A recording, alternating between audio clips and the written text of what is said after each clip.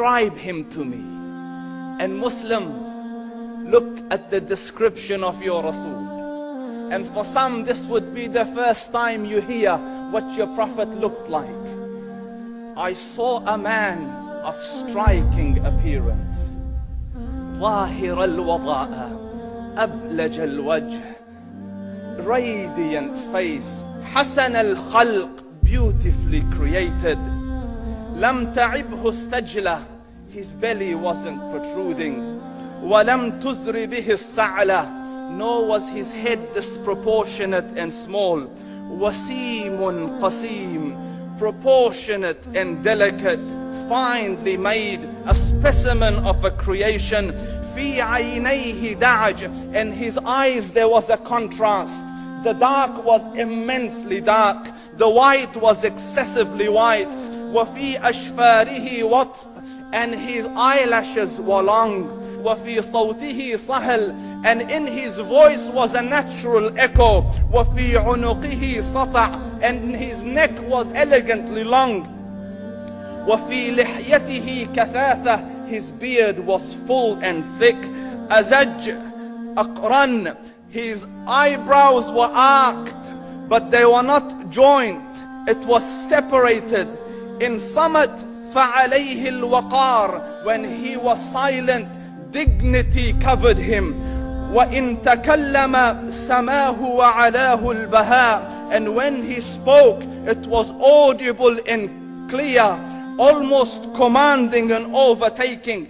أجمل الناس وأبهاهم من بعيد, from afar the most striking and outstanding in appearance. وأحسنهم وأجملهم من قريب, and when he came near, the best of them and the most handsome of them in closeness.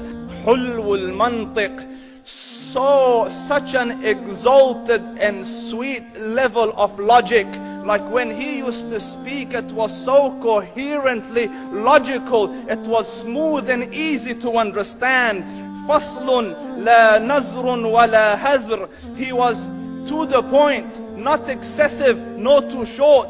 كأن منطقه خرزات نظم يتحدرن, his logic, his utterances, his words were like jewels coming out of a necklace, calculated, polished, one after the other, it would flow magically. ربعة, he was medium in height.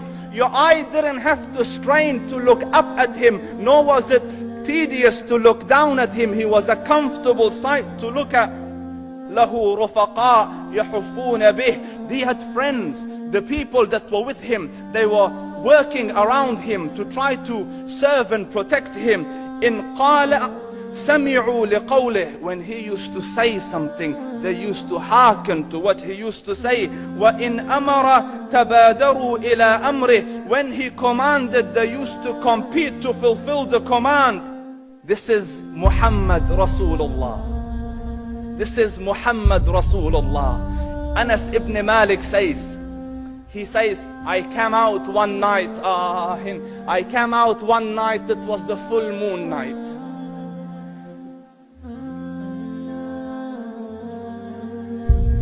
And I looked at the moon, and in the desert, understand, the moon is an awesome sight.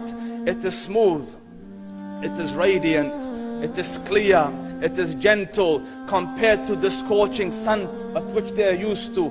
So the moon was the epitome of beauty. So he says, I came out at a full moon night and I looked at the moon and I saw it, beautiful, handsome. So I said, let me go see if the moon is more handsome or my Prophet is more handsome. Let me see if that is more beautiful or the Prophet is more beautiful. So I went and I saw him standing afar.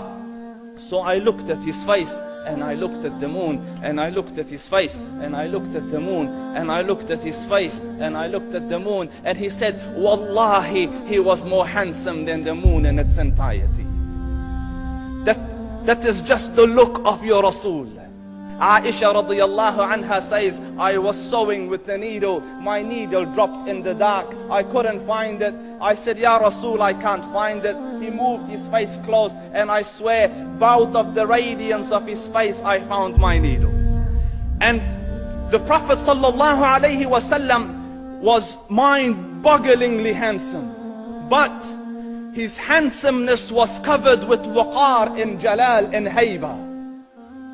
The Sahaba say, when we used to sit at his feet, two feelings conflicting would come on the heart. The first one, you wanted to look at him. You wanted to behold the majesty of his face. And when you wanted to look up, shyness used to overtake you, so you used to look down. Amr ibn al-As says, I sat with him many times, but if you ask me to describe his face, I can't describe it.